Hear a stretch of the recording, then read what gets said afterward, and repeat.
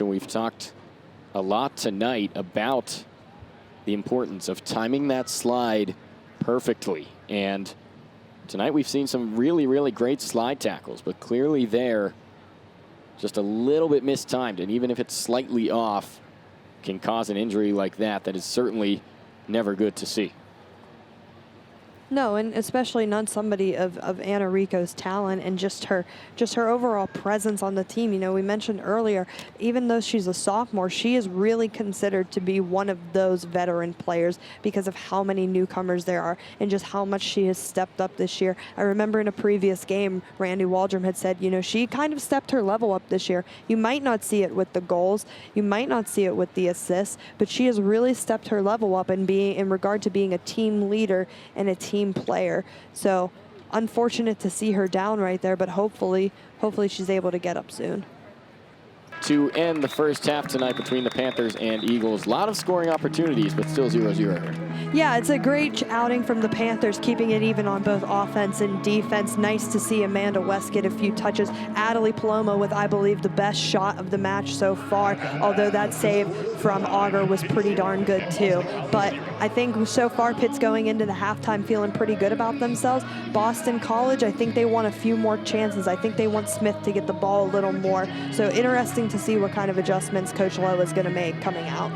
Very exciting 45 minutes of soccer tonight and a very exciting 45 minutes to come. 8 shots for the Panthers, 5 for the Eagles. We should see a great finish tonight between these two on the ACC network. And about back to Hudson. And sent in for Vasquez, got a head on it, and it's over the hands of the keeper and in for a Pittsburgh Panther goal. Juliana Vasquez, the redshirt senior from Youngstown, Ohio, gets Pittsburgh on the board first tonight. And that's such a good header. She didn't jump too early. She didn't jump too late. She got it right on time. That's the exact type of play that Panthers needed right now. And what a way to open the second half. And how about this for the first ACC goal from Juliana Vasquez of tonight's match to get Pittsburgh on the board. The 6th ACC goal for the Panthers on the season. And what better player for that to come from than the 4-year starter, Juliana Vasquez, in her 56th career start tonight.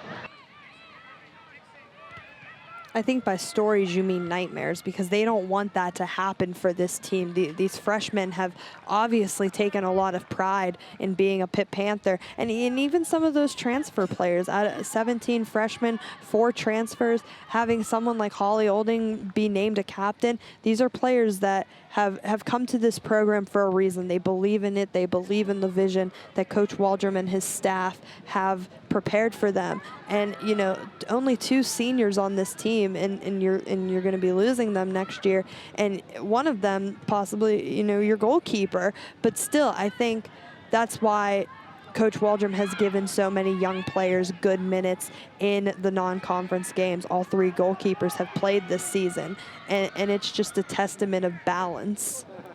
Now the Eagles, right-footed chance coming from Gabby Carrero. Now pops out, perhaps a second chance coming from Karras. Works her way in, sends a low cross, and it is into the back of the net. Last off the Panthers. And the cross came in from Mia Karras. And just a deflection off the foot of Dixon Veltri, it looked like, as we see the replay. That's so unlucky for the Panthers defense. They've been so consistently good throughout the first and second half, and just an unlucky touch. You gotta curve your foot in, not out, and that's just so unlucky. And you see Palomo there, just not much time to react. Always a tough situation for your team. Welcome back to Ambrose Urbanic Field, where we get set for overtime soccer between Boston College and Pittsburgh, locked up at 1. And we'll start by reviewing the first half. No goals in that first 45 minutes, but an injury that certainly impacted the rest of the match. Yeah, Rico goes down here, gets a few studs on her, what it looks like her ankle, carried off of the pitch, helped off the pitch. Smile there a little bit, but in the second half, this is where your goals come. And a really nice ball in from Cheyenne Hudson. Juliana Vasquez gets her head on it. Not much the keeper can do there, a couple inches away. First goal, Pitt, but then a counterattack, a good play. And it's an own goal from Dixon Veltri, but it is credited to, I believe, Mia Karras. That's right, Mia Karras earning the goal for Boston College. As we take a look at some of the numbers tonight, 17 shots for the Eagles and 13 for the Panthers. We have seen a lot of offensive opportunities tonight, even though it's just 1-1. And you take a look at the corner kick advantage for Boston College, 6-2 tonight. But overall, Rachel, this has been a really even match and an exciting one at that. Yeah, for sure. But I look at that corner kick number, and we went into the second half with it 2-2. So that meant Pitt had no corner kicks in the second half, and Boston College had 4. That's where their opportunities came from, and that's where they kind of shook up that Panthers defense a little bit. Although the Panthers defense has been really stout, Cheyenne Hudson has been an absolute workhorse. Mackenzie Edwards, a tank in the back. It's just an unlucky play for the Panthers, and now we're heading into overtime, and someone needs to find a game winner, or else we're going to another tie for the Panthers. They're third in ACC play. And we'll remind you that this is a sudden victory format, golden goal, if you will, 2 10-minute periods, and no re-entry in the first or second overtime periods. If we're still tied after double overtime, as you mentioned, Rachel, it will end up in another tie for Pittsburgh. And Boston College, it would be their second tie of the year, as their only overtime match on the season was against Providence. Now Hudson racing down the right, sends a cross in, looks for West, the head is there, and it is a Panther goal! And a Panther victory off the head of the freshman phenom, Amanda West. And, you know, you make that 4-game winners, but it's like I said earlier, I think no matter what, Cheyenne Hudson's your player of the match, and she has the assist there. She has been so good this whole night, feeding the ball, defending the ball, keeping a clean sheet when she needed to before that first goal happened. This is such a well-deserved victory for the Panthers, and that goal from Amanda West is just the icing on top of the cake. Her 4th game winner already this season. Jason, she's a freshman.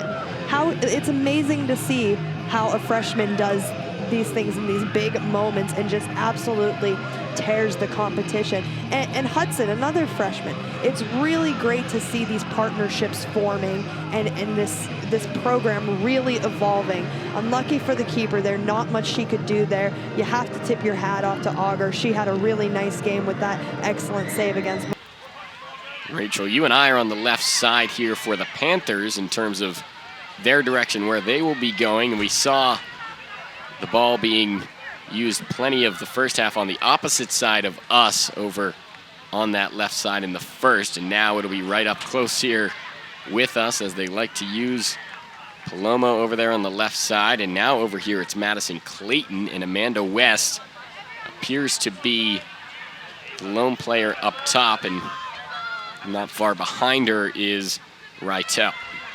Well, and I was just about to say Paloma, too. She's been so good. She's very speedy. She's got good technique. She's not afraid to get physical, and she's definitely one of the shorter players for the Panthers. She is an international at the youth level. She features for Mexico, and she's one of the people that Randy Waldrum really sought out because of that international experience and that exposure to different soccer. And she has it now, carrying it down the left side before it's poked away by Filippo. Just not there in time, and a tough ball to get to, but a good series on the left on the attack from Pittsburgh. And the thing in this half so far is that Paloma and Clayton have had some really good crosses inside the box, but there really hasn't been anybody to get on the end of them. West has to get a little bit more up. And still the Panthers searching for that first goal in this one, and McKay willing to make a run up through the midfield in order to try and get that. Who says center backs can't score? If Becky That's right. Sauerbrunn can do it, then she can do it too. Kate McKay, Vasquez, Tarico, looking to turn. Finds Amanda West. Here's a chance. Breaks past the defense, knocked to the ground, and that'll be a penalty. Amanda West received the pass and was knocked down by the St. Joseph defender. Looks like it was Mackenzie Arisman. And Amanda West draws the penalty, and Pittsburgh will have the chance to take a 1-0 lead. And there's no even question to who's taking it to. She immediately walked over to that penalty spot. This is a huge moment for her. 16:59 on the clock. It's freshman versus freshman. Emily Cusio in net and Amanda West taking this penalty. You've got the ACC Offensive Player of the Week against the Atlantic 10 Rookie of the Week. As West lines up for this kick. Goes above the keeper and good. She went high, looked like it was right down the center there, but Cusio dove left and missed that one, and the Panthers take a 1-0 lead. And that's just what you want. Late in the game, you get some confidence. They're still going to want to pressure. I would assume that Coach Waldron is going to make a defensive substitution just in case, but that's a huge goal. That's her 7th in 6 games. For that to happen as a freshman is just huge. And one thing that Randy Waldron said that really caught my eye in the beginning was he said, I want to get this program, I want to get a player like her to the point where you're scoring double digits every single year. And she's already at 7 goals in 5 games. You can only wonder what more she can do. So a good chance here for the Panthers to get back on track. They're 5 minutes away from that. As West storming through the midfield again, using that speed, finds Vasquez to Arnaudotter, a great chance, and she finds the back of the net. A beautiful passing series by the Panthers from West to Vasquez to Arnaudotter to the back of the net, and the Panthers take a 2-0 lead. And that's a great combination of freshman, veteran, just really going in and making an impact. That's awesome for Arnaudatter's confidence, coming off of an injury, getting minute by minute, couple increases throughout the season, and to get that goal, which I'm not going to say it's the game winner because you never know, but that could be the game winner. That's a huge confidence booster for someone like her. And this is a player she's just like Palomo, and they came from a completely different atmosphere. She's from Iceland. Coach Waldron said she's still adjusting to the game. They don't play as physical in Iceland as they do here in the United States. So it's all about adjusting. And, Rome wasn't built in a day. These are a lot of freshmen, and they're going to need time, but that's a great finish. And Vasquez gets a deserving ovation there as she exits. As the Panthers take a 2-0 victory thanks to goals from Amanda West. And, of course, that last one from Margaret Arnaudotter to make it a 2-0 Panther win. They improve to 3-2-1 on the season. It's the freshman show. It's a great win, great goals. Congratulations to Pitt. So, for Rachael McKriger. And you see how in the middle of the field it's very tight, and that's something Randy Waldron wanted. Coach Anson Dorrance, when we talked to him earlier this week, said he wanted to spread out the field, but Coach Waldron wants to keep it tight so that there's not a lot to work with. You can't really run up and down the flanks, and that's where a player like Emily Fox is really dangerous. Now trying to beat the defender on the left side, it's Emily Fox. Now through ball sent to West, she'll try and keep it in. She does, crosses it in.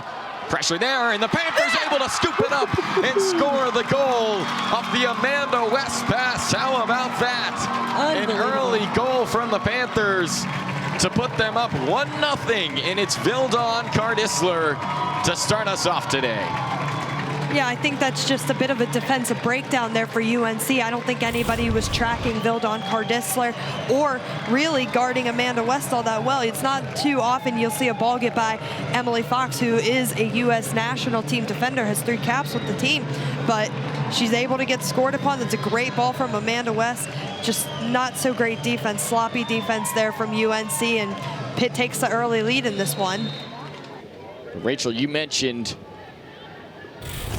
that Dorrance talked about her in the same group as Alex Morgan, Kristen Press, some of the speediest on that U.S. women's national team.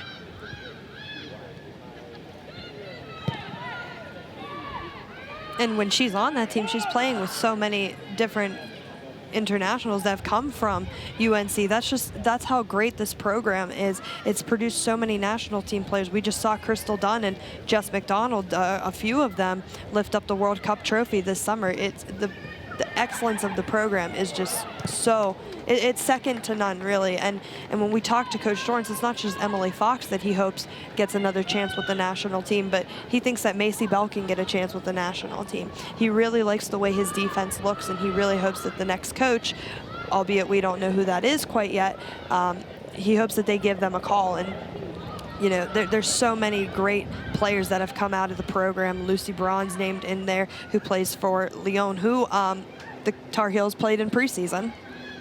Now a chance for the Tar Heels as Panthers try to clear. Pinto drops back to Otto. And now Palomo will look to send it forward. So free kick here looks to be coming from Lotta Wubben-Moy. 42 minutes of soccer left to be played. North Carolina still searching for their first goal. Cross comes in. Chance headed on. Pena able to make an initial stop, but the pressure from the Tar Heels is too much as somehow, some way, that ball ends up in the back of the net. Bit of a disagreement, it seems. I believe Pena is saying that, I think that was Pinto that hit that. The Pinto was coming at her and made contact with her. You can see her shaking that arm. We're going to get a replay here. Yeah, and that's a tough call. That's close. I think that's really close. This is something we saw earlier on the other side with the Panthers.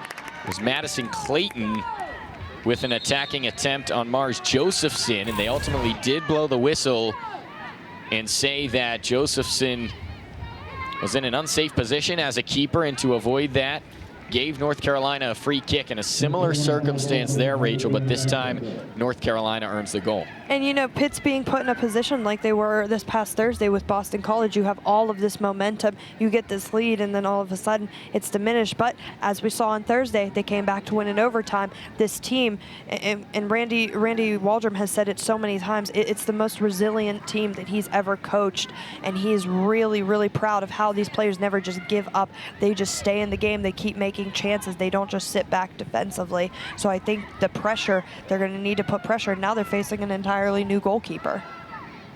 All of them lined up on the 18-yard mark right there as the cross is sent in. Shot is on and finds the back of the net. And it is a goal for Taylor Otto to put the Tar Heels back on top off the free kick. And North Carolina leads 2-1.